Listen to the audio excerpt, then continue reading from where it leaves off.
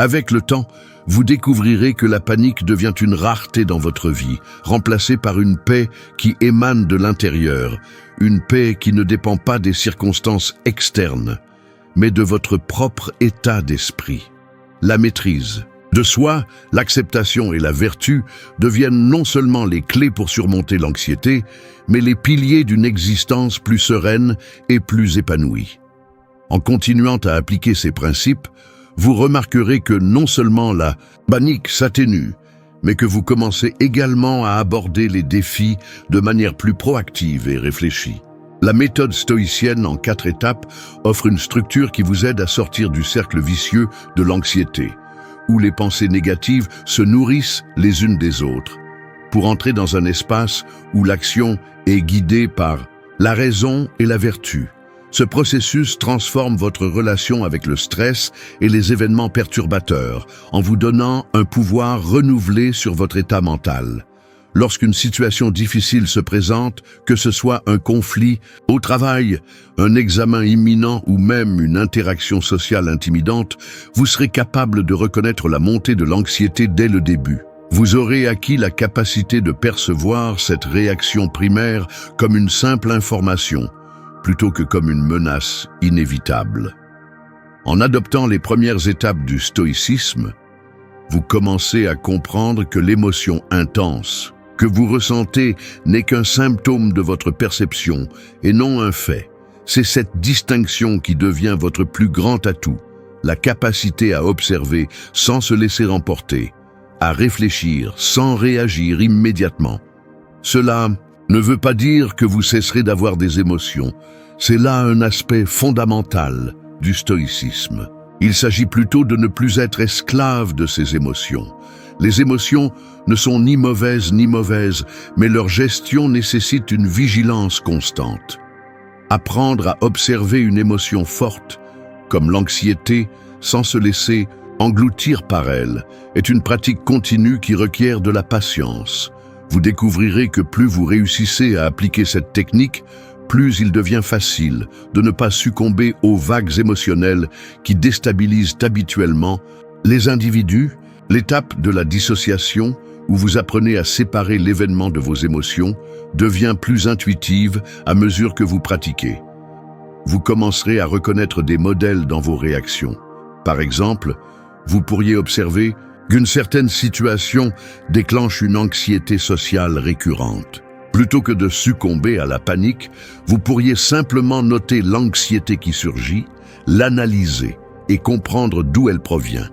Est-ce la peur d'être jugé, la crainte de l'inconnu?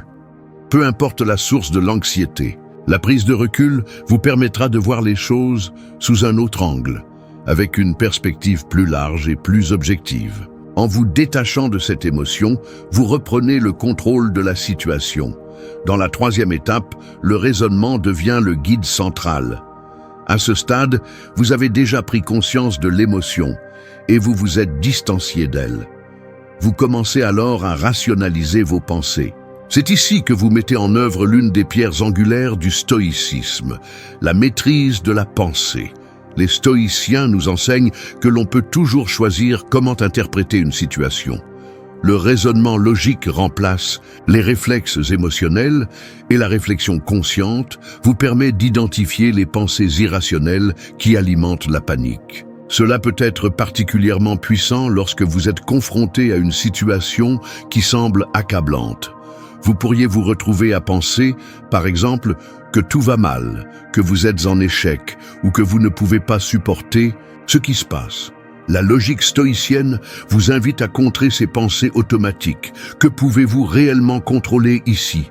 Quels sont les faits tangibles? Cela signifie mettre à distance les scénarios catastrophiques qui peuvent envahir votre esprit et les remplacer par des pensées plus rationnelles, plus ancrées dans la réalité. Lorsque vous arrivez à la 4e étape, vous vous sentez prêt à agir. Vous avez clarifié vos pensées et accepté la situation dans sa réalité. Il est maintenant temps de prendre une action réfléchie. La panique n'a pas disparu. D'un coup, Mais vous avez choisi de la maîtriser, de la mettre de côté pour agir avec calme et sagesse. Chaque petite action que vous entreprenez est guidée par votre sagesse intérieure et vos valeurs. Vous réagissez non pas par impulsion, mais en fonction de ce que vous savez être juste et rationnel. Dans ce processus, l'anxiété se dissipe non parce que vous l'avez ignorée, mais parce que vous l'avez affrontée de manière consciente et raisonnée.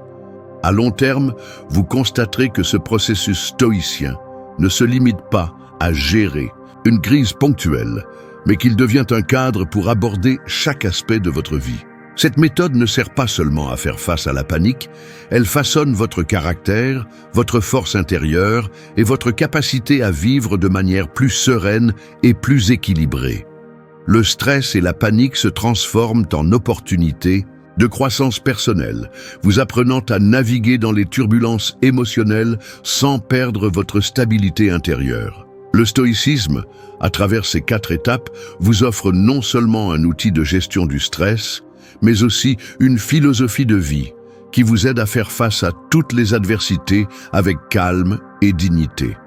Au fur et à mesure que vous intégrez ces pratiques dans votre quotidien, vous devenez un maître de votre propre esprit, capable de naviguer dans la tempête sans vous laisser submerger. Vous devenez une personne qui ne se laisse pas dominer par la peur, mais qui l'utilise comme un tremplin pour grandir. Ce processus est un voyage qui, jour après jour, forge un esprit plus fort et plus serein, prêt à affronter tout ce que la vie mettra sur son chemin.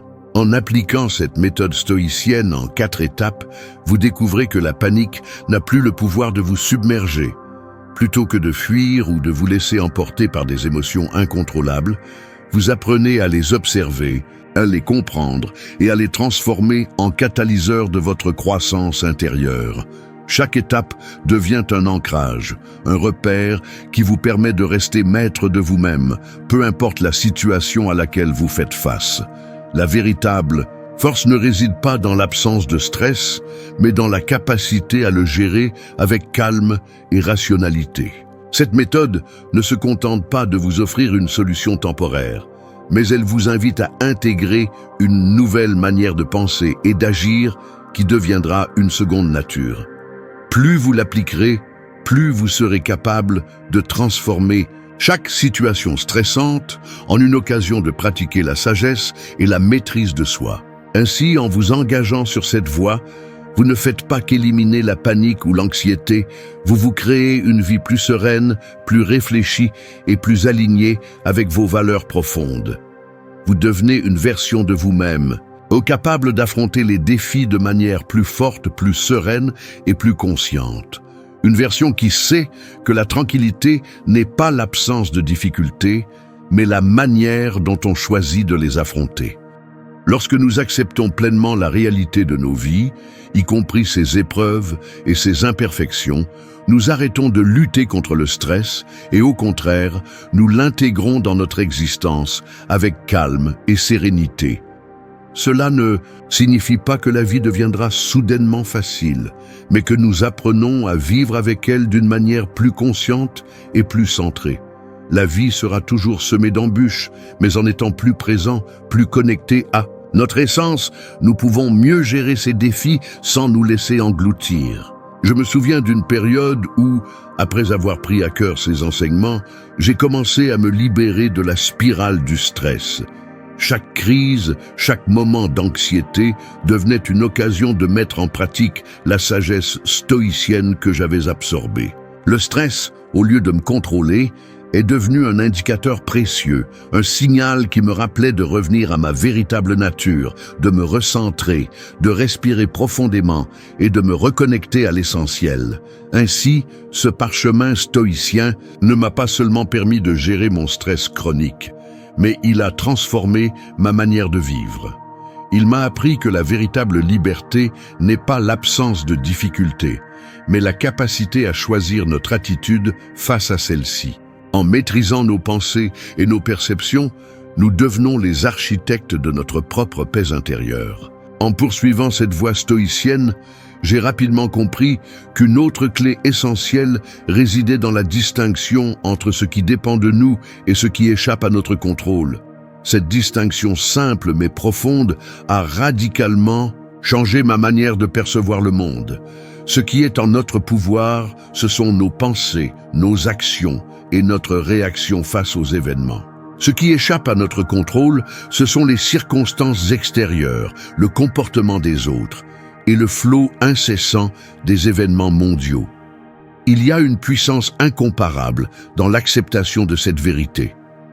Le stress, à sa racine, naît souvent de la tentation de vouloir tout contrôler. Nous pensons que pour être heureux, il faut que tout dans notre vie soit parfaitement aligné, sans écueil ni imprévu. Cependant, cette quête de perfection n'est qu'une illusion qui nous pousse à lutter contre des éléments que nous ne pouvons ni prédire ni changer. C'est ce désir insatiable de tout maîtriser qui alimente notre anxiété. Et c'est là que la sagesse stoïcienne devient une véritable arme de transformation. Le stoïcisme m'a enseigné à lâcher prise, non pas dans le sens de l'inaction, mais dans celui de l'acceptation. Parfois, il est plus sage d'accepter ce qui se présente devant nous, plutôt que de tenter de le forcer ou de le contrôler. Cela ne signifie pas que nous abandonnons nos objectifs ou que nous renonçons à l'action, mais que nous cessons de lutter contre la réalité.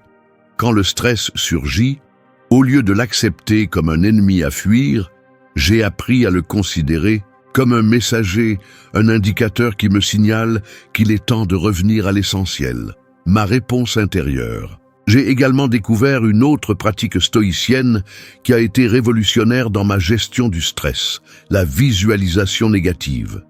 Ce principe, qui semble contre-intuitif au premier abord, consiste à imaginer les pires scénarios possibles afin de se préparer mentalement à tout ce qui pourrait survenir.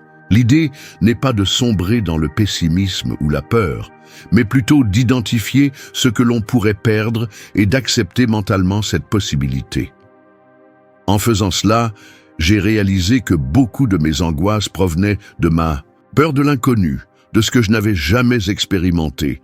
Cette pratique m'a permis de démystifier mes propres peurs. En visualisant les pires situations, non seulement j'ai réduit l'impact émotionnel de l'inconnu, mais j'ai aussi pris conscience de la relativité de mes inquiétudes. Par exemple, imaginons que je sois en proie à l'anxiété avant une présentation importante. En pratiquant la visualisation négative, je me permets d'imaginer tous les scénarios catastrophiques possibles. Échouer, être mal compris, être ridiculisé. Mais en même temps, je me rends compte que même dans le pire des cas, la douleur serait passagère et que la vie continuerait. Cette prise de conscience m'a donné une sorte de liberté intérieure. J'ai arrêté de me voir comme une victime de mes peurs et j'ai compris que j'étais capable de les traverser. La visualisation négative ne consiste pas à nourrir nos peurs, mais plutôt à les apprivoiser, à leur retirer leur pouvoir. Une fois que l'on accepte que tout peut arriver, que l'on est prêt à faire face à tout ce qui vient, une incroyable légèreté émerge. Le stress ne peut plus nous dominer parce que nous avons choisi de l'accepter comme une partie du processus, une expérience qui fait partie de notre voyage. Ce changement de perspective a transformé ma manière d'interagir avec le monde. Parallèlement à cela, une autre pratique stoïcienne qui a profondément influencé ma vie est celle de l'introspection quotidienne. Ce n'est pas simplement un exercice de réflexion, mais une exploration active de notre propre comportement et de nos réactions.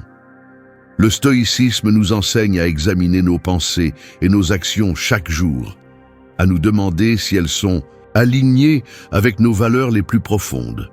C'est un exercice d'autodiscipline et de prise de responsabilité.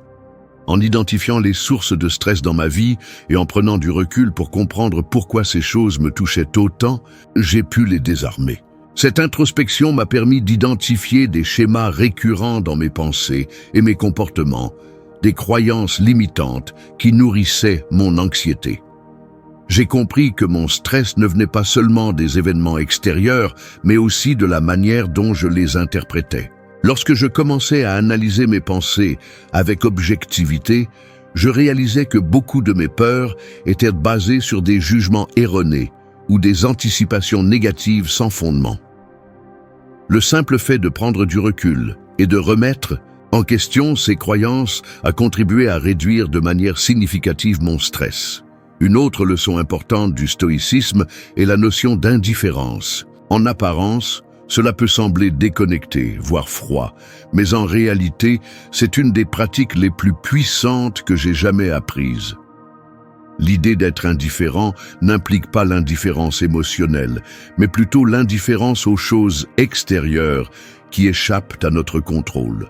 C'est la capacité de se détacher des résultats externes, de ne pas être affecté par les fluctuations de la vie.